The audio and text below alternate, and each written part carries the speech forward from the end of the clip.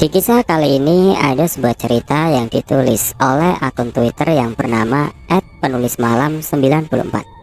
Dan untuk kisah yang akan saya bawakan kali ini, yaitu sebuah kisah yang berjudul Santet Lutung. Sebelum kita masuk ke ceritanya, jangan lupa tekan dulu tombol like video ini. Dan jangan lupa tekan juga tombol subscribe channel ini. Dan nyalakan juga lonceng notifikasinya, agar teman-teman tidak ketinggalan cerita-cerita baru dari channel ini. Dan bagi teman-teman yang ingin membaca langsung cerita ini, nanti silakan saja kunjungi linknya yang nanti akan saya sertakan di kolom deskripsi. Dan jangan lupa follow juga akun Twitter penulis. Dan seperti apa untuk kisah kali ini? Langsung saja kita simak berikut ini.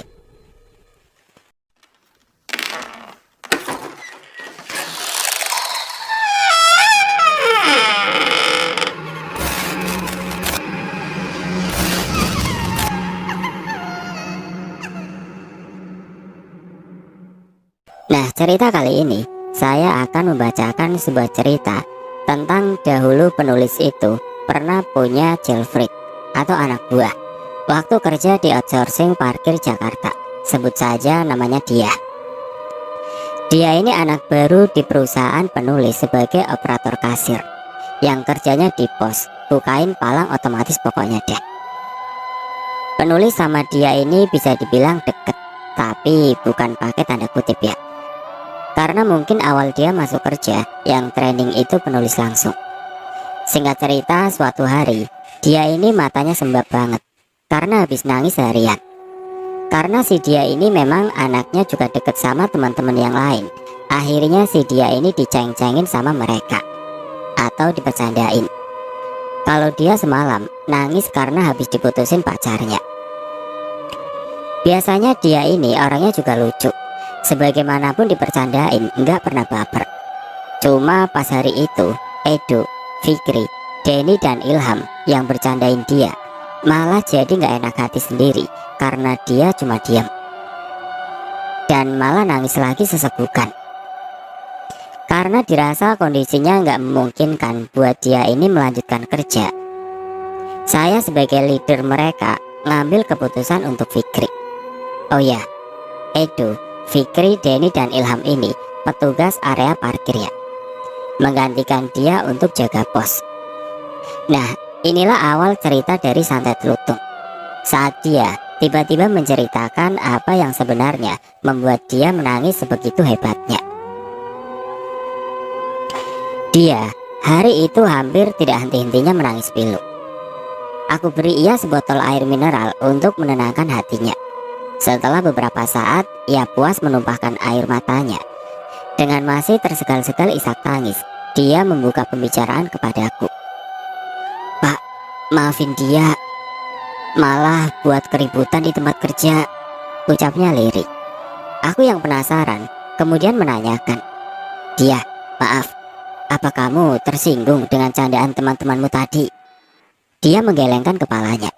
Bukan kok Pak, sama sekali nggak ada hubungannya dengan mereka, jawab dia. Karena aku yang masih belum menemukan jawaban, aku kembali menanyakan mengapa dia menangis sebegitu hebatnya.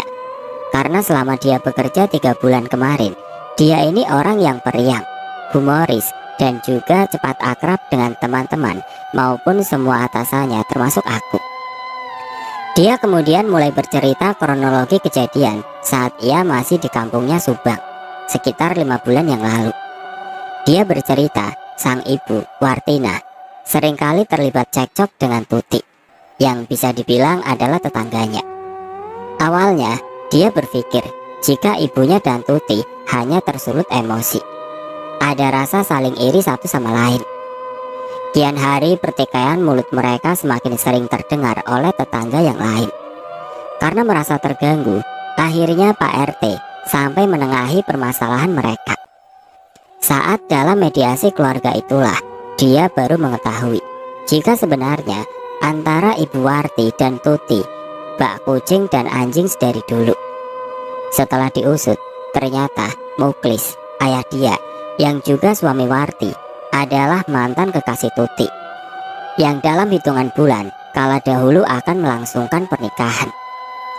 Muklis saat dalam persiapan pernikahan itu kepincut dengan kecantikan Warti yang baru pulang menjadi TKW di Arab Saudi selama bertahun-tahun.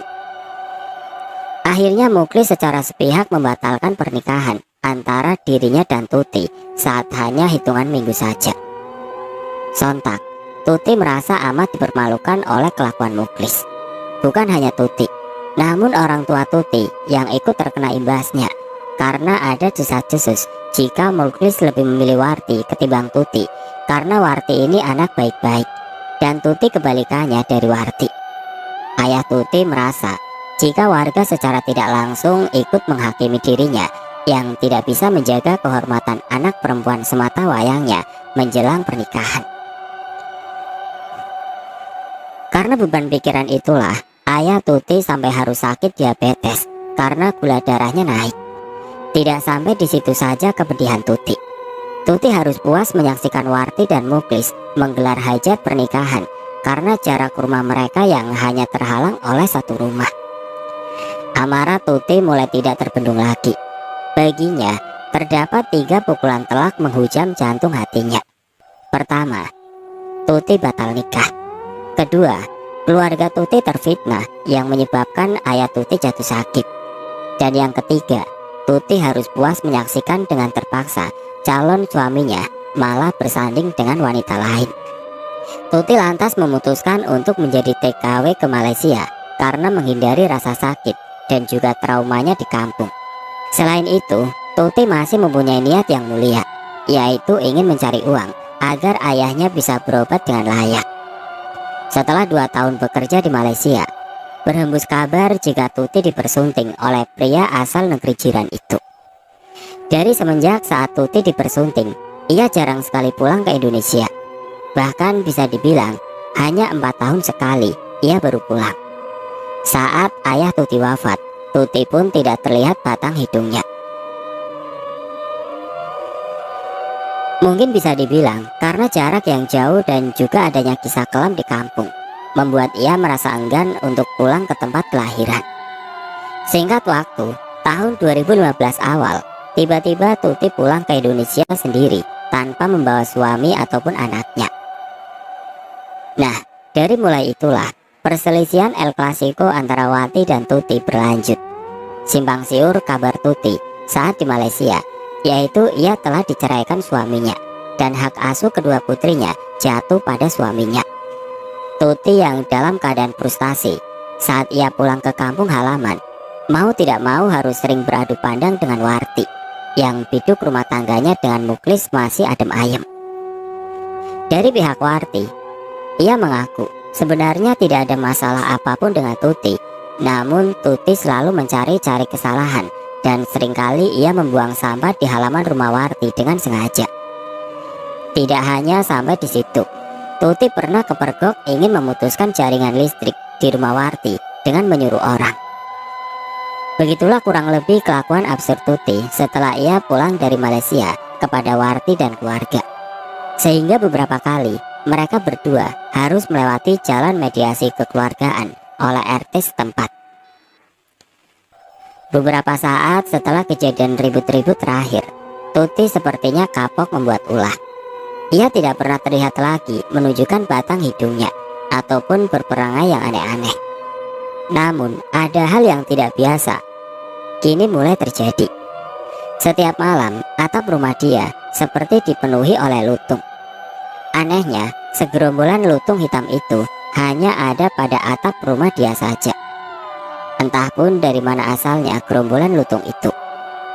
Sempat karena merasa terganggu, tidak bisa tidur akibat suara bising si lutung, Muklis, ayah dia, menimpuk batu salah satu lutung yang sedang bertengger di atas atap rumahnya. Seketika semua lutung itu seperti marah dan matanya mengeluarkan cahaya merah menyala. Karena takut, ayah dia kembali masuk ke dalam rumah dan pasrah membiarkan lutung-lutung itu berada di atas atap. Keesokan harinya, ayah dia menanyakan kepada Pak Sapri, si peronda malam, perihal gerombolan lutung yang ada di atas atapnya. Namun Pak Sapri hanya tertawa mendengar pertanyaan Muklis. "Klis, saya itu semalam habis beberapa kali muteri gang rumahmu.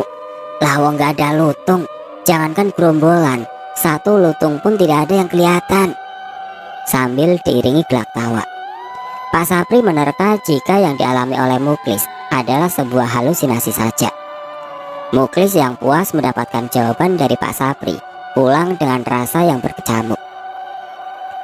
Aneh, saya jelas dengar ada riuh suara lutung di atap, dan jelas ada banyak lutung yang bergerombol. Namun kenapa Pak Sapri tidak melihatnya? Batinnya. Saat Muklis sampai di rumah dan ingin mengambil makan di dapur, ia kaget. Di dapur rumahnya sudah ada 4 ekor lutung sedang memakan lauk pauk yang sudah disajikan Warti untuk makan siang keluarga kecilnya. Muklis yang kesal, ia mengambil balok kayu kecil di belakang rumahnya dan menggebah lutung-lutung itu supaya keluar. Namun dengan sigap, lutung-lutung itu menghindari pukulan Muklis, dan kembali matanya mengeluarkan cahaya merah menyala dan menunjukkan taringnya seolah ingin mengoyak tubuh Muklis. Salah satu dari lutung itu melompat ke arah Muklis dan langsung menggigit leher Muklis sampai berdarah-darah. Setelah ia puas menggigit Muklis, anehnya dengan cepat kawanan lutung itu menghilang. Dia yang sewaktu itu kebetulan baru pulang dari rumah temannya langsung membawa sang ayah ke puskesmas terdekat untuk diberikan pertolongan pertama. Segera Muklis diberi suntikan anti rabies dan harus menerima 5 jahitan di lehernya. Beruntung gigitan lutung itu tidak berakhir fatal. Dia pun mengaku sebenarnya ia pun pernah merasa ikut terkena teror santet lutung itu. Ketika dia ingin mengambil wudhu untuk sholat subuh, ia melihat seekor lutung yang besar dan amat menyeramkan ada di balik pintu kamar mandi, sedang menggeram. Dia yang panik, ia langsung berteriak sehingga Warti dan Muklis terbangun. Saat dia melihat kembali bersama ayah dan ibunya, tidak ada satupun di balik pintu kamar mandi tersebut. Teror berpindah kepada Warti.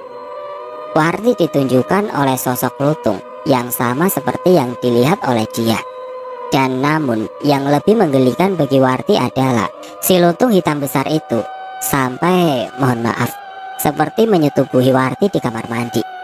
Mulut Warti seperti tidak bisa untuk berbicara dan tubuhnya seperti tertahan sesuatu.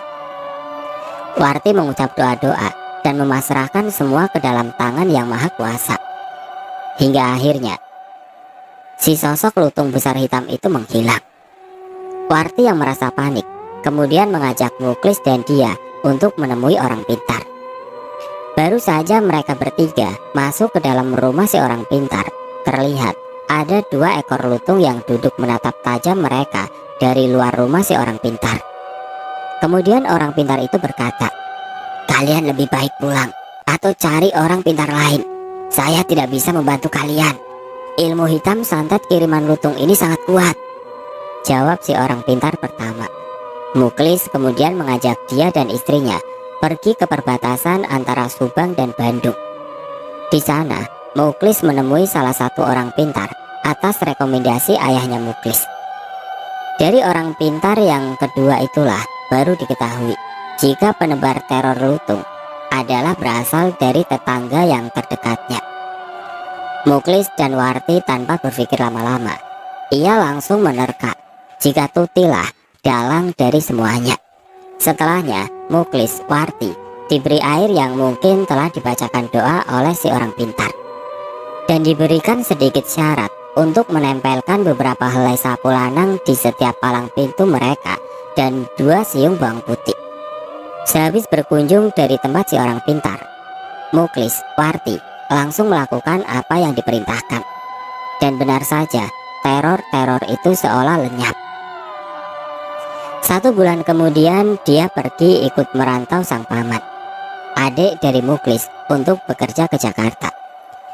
Singkat cerita, dia diterima bekerja di perusahaanku karena memang rekomendasi dari pamannya dia yang bekerja sebagai security di gedung yang sama. Beberapa bulan berlalu sampai pada akhirnya dia mendapatkan kabar jika ibunya, Warti, telah meninggal kemarin. Dia sangat terpukul sekali mendengar ibunya telah meninggal.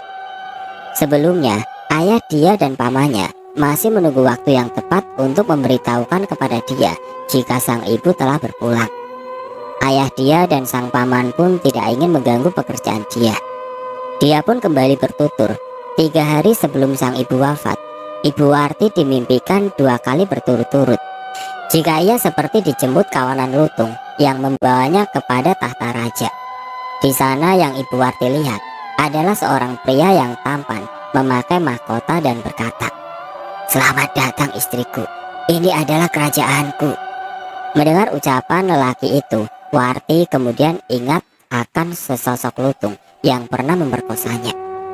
Seolah-olah bisa mendengar apa yang sedang Warti pikirkan, sesosok lelaki itu kemudian berkata, "Maafkan jika saya lancang, namun sayalah yang telah berbuat tidak senonoh kepada dirimu.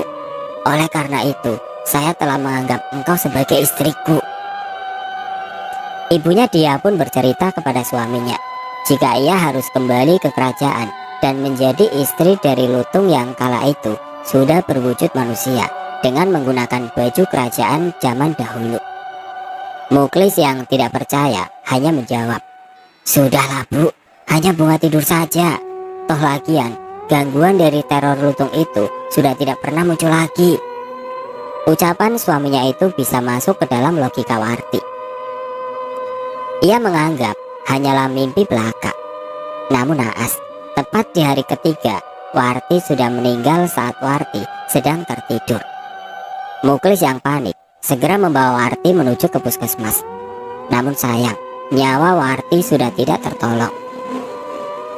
Setelah pemakaman Warti, Muklis yang di rumah sendirian, ia didatangi seekor lutung. Muklis yang marah, kemudian ia mengambil sebilah golok dan menebaskannya. Namun lagi-lagi, lutung itu berhasil kabur menghindar. Masih amat kesal, Muklis langsung merangsek mendobrak pintu rumah Tutik. Muklis yakin ini semua ulah perbuatan Tutik. Tetapi sayangnya, Tutik sudah pergi ke Malaysia sebulan yang lalu. Tidak ada yang bisa dimintai pertanggungjawaban karena si tersangka sudah terlebih dahulu kabur ke negeri jiran. Malam harinya, saat tahlil pertama di rumah Warti, banyak orang-orang yang menyaksikan ada seekor lutung yang tiba-tiba masuk ke dalam rumah dan melompat masuk ke dalam kamar Warti Muklis lalu menghilang. Beberapa warga percaya itu adalah jelmaan Warti yang menjadi lutung karena meninggal di guna-guna. Alhasil malam tahlil menjadi buah bibir bagi warga sekampung. Muklis yang masih shock dengan peristiwa itu kemudian menutup diri untuk tidak berinteraksi dengan warga sekitar. Muklis malu menerima kenyataan istrinya kini telah menjadi lutung jadi-jadian. Muklis hanya bisa menceritakan semua keluh kesahnya kepada adiknya, yaitu paman dia. Dan lalu pamannya menyampaikan peristiwa yang memilukan itu kepada dia. Setelah dia menceritakan semua pengalamannya, aku langsung memanggil Pak Suhar, paman dia, yang kebetulan saat itu sedang berjaga di lobi tengah gedung. Aku memberitahukan Pak Suhar jika sebaiknya dia hari ini dibebas tugaskan dahulu, melihat kondisinya yang masih sangat terpukul. Atas perembukan bersama rekan-rekannya yang lain, dia diberikan dispensasi untuk pulang ke kampung halamannya di Subang selama 3 hari.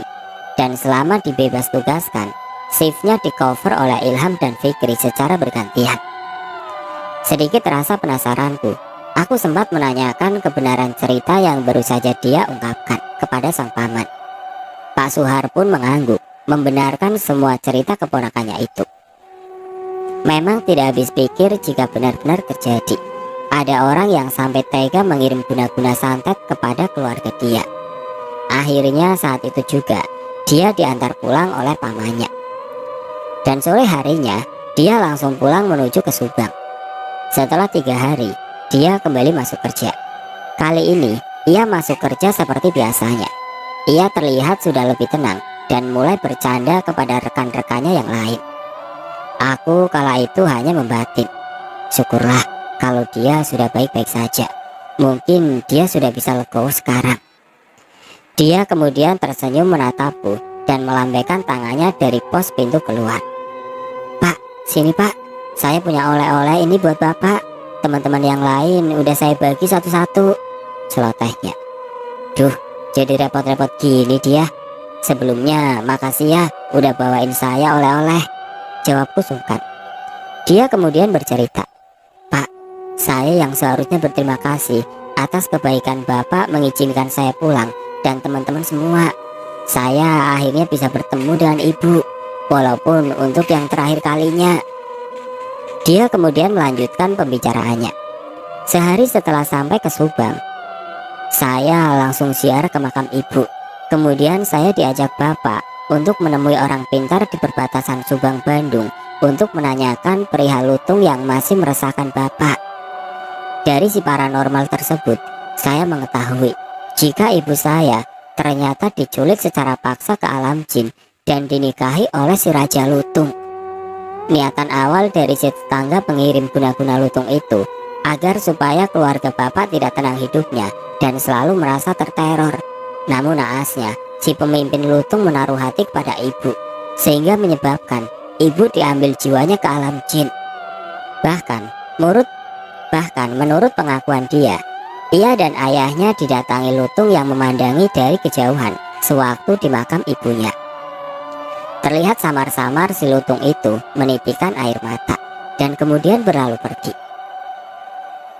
Bu, ibu yang tenang ya di sana. Jangan lagi ibu mengkhawatirkan saya dan Bapak. Ibu doakan saya ya Bu, semoga saya bisa membahagiakan Bapak. Itulah doa terakhir yang dia panjatkan. Di atas nisan ibunda tercintanya, dia dan sang ayah mencoba mengikhlaskan semua yang terjadi. Ayah dia, Muklis, sebenarnya adalah orang yang paling merasa bersalah atas kematian Warti. Andai mungkin saja dahulu ia tidak menyakiti perasaan Tuti, tidak akan sampai begini ceritanya. Namun itu semua hanyalah andai-andai yang telah menjadi sia-sia. Nah, mungkin pesan dari cerita ini adalah berhati-hatilah bersikap, apalagi sampai harus menyakiti perasaan orang lain. Orang yang sakit hati rentan melakukan tindak kejahatan, baik yang terlihat maupun yang tidak terlihat.